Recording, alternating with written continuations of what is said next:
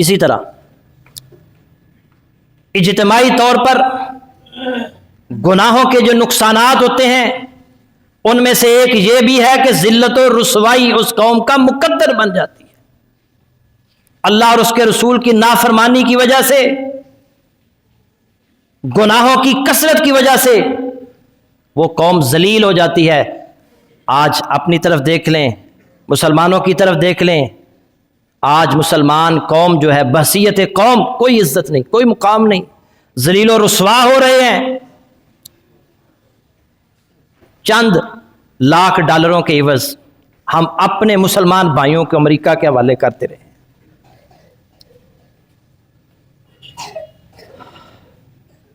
نبی صلی اللہ علیہ وسلم نے فرمایا اذا تبایعتم بالعینۃ، جب تم سودی لین دین کرو گے، وَأَخَذْتُمْ أَذْنَابَ الْبَقَرِ وَرَضِيتُمْ بِالزَّرْعِ، سودی لین دین کرو گے، گایوں کی دموں کو پکڑ لو گے، کھیتی باڑی پر راضی ہو جاؤ گے، وَتَرَكْتُمُ الْجِهَادَ، جہاد تم چھوڑ دو گے، سلط اللہ علیکم ذلًا، تو اللہ تعالیٰ تم پر ایسی ذلت و رسوائی مسلط کر دے گا، لا یرفعہ عنکم حتی ترجعوا الی دینکم، جسے تم سے اس وقت تک نہیں اٹھائے گا جب تک تم اپنے دین کی طرف واپس لوٹ کر نہیں آؤ۔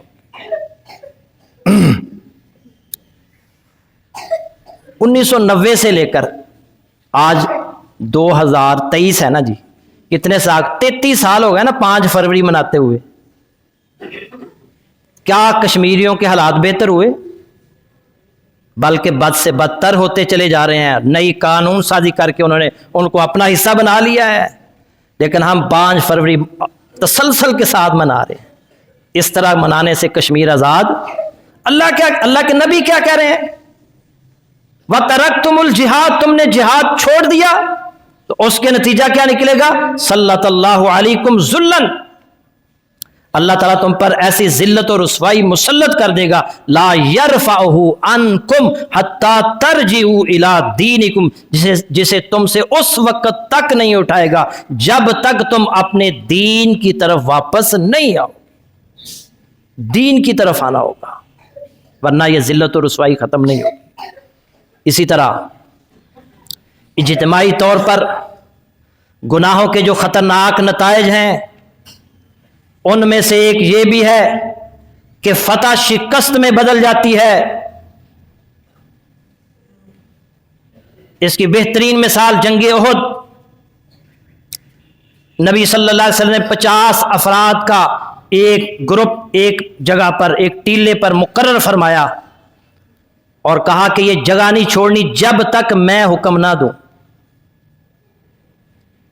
ہمیں فتح ہو جائے یا شکست ہو جائے، یہ جگہ نہیں چھوڑنی۔ جنگ احد شروع ہوئی، اللہ رب العزت نے مسلمانوں کو فتح عطا فرمائی، کافر تتر بتر ہو گئے، بھاگنا شروع ہو گئے۔ ابتدائی طور پر مسلمانوں کو فتح مل گئی، جب کافر وہاں سے بھاگ نکلے مسلمان رہ گئے، مال غنیمت کافی سارا پڑا تھا۔ اب یہ جو 50 افراد تھے یہ کہنے لگے اب تو جنگ ختم ہو چکی ہے، اب کافر بھاگ چکے ہیں، یہ جگہ چھوڑ دینی چاہیے۔ تو کچھ لوگ کہنے لگے نہیں نہیں، اللہ کے نبی نے فرمایا تھا جب تک میں حکم نہ دوں یہ جگہ نہیں چھوڑنی۔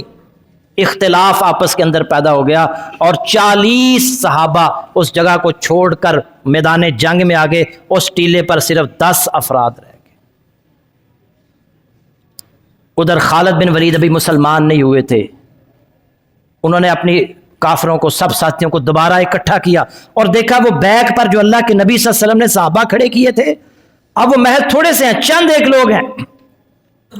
وہ واپس آئے، ان 10 افراد پر حملہ کیا، 10 افراد کو شہید کیا، اور مسلمان اب وہ مال اکٹھا کر رہے تھے، مال غنیمت جمع کر رہے تھے، اب ان کی توجہ ختم ہو چکی تھی، اب ان کے وہم و گمان میں بھی نہیں تھا کہ کافر دوبارہ حملہ آور ہو سکتے ہیں۔ انہوں نے مسلمانوں پر حملہ کر دیا اور 70 صحابہ شہید ہو گئے، جو فتح شکست میں تبدیل ہو گئی۔ اللہ کے نبی صلی اللہ علیہ وسلم کی نافرمانی کرنے کی وجہ سے ایک خطا ہونے کی وجہ سے اللہ نے قرآن میں ذکر کیا وَلَقَدْ صَدَقَكُمُ اللَّهُ وَعْدَهُ، بلا شبہ اللہ تعالیٰ نے جو تم سے وعدہ کیا تھا اسے پورا کر دیا. اِذْ تَحُسُّونَهُمْ بِإِذْنِهِ، جب کہ تم کافروں کو اللہ کے حکم سے خوب قتل کر رہے تھے. حَتَّى إِذَا فَشِلْتُمْ وَتَنَازَعْتُمْ فِي الْأَمْرِ، یہاں تک کہ تم نے بزدلی دکھائی، نبی کے حکم میں جھگڑنے لگے. وَعَصَيْتُمْ مِنْ بَعْدِ مَا أَرَاكُمْ مَا تُحِبُّونَ، اور اپنی پسندیدہ چیز مال غنیمت نظر آنے کے بعد تم نے ان کی نافرمانی کی، رسول کی نافرمانی کی. مِنْكُمْ مَنْ يُرِيدُ الدُّنْيَا وَمِنْكُمْ مَنْ يُرِيدُ الْآخِرَةَ، تم میں سے کچھ وہ تھے جو دنیا چاہتے تھے، کچھ وہ تھے جو آخرت چاہتے تھے. اللہ کے نبی صلی اللہ علیہ وسلم کی نافرمانی کی وجہ سے فتح شکست میں بدل گئی. وہ صحابہ سے ایک چھوٹی سی خطا ہو گئی، اور ہم ہر روز کتنی خطائیں کرتے ہیں، کتنی نافرمانیاں کرتے ہیں.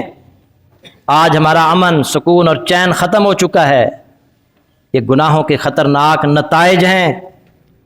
دعا کریں کہ اللہ تعالی ہمیں گناہوں سے محفوظ رکھے، اور گناہوں سے محفوظ رکھے تاکہ ہمارے ملک کے اندر دوبارہ امن آئے، سکون آئے، چین آئے، اور ہم چین کی زندگی بسر کر سکیں.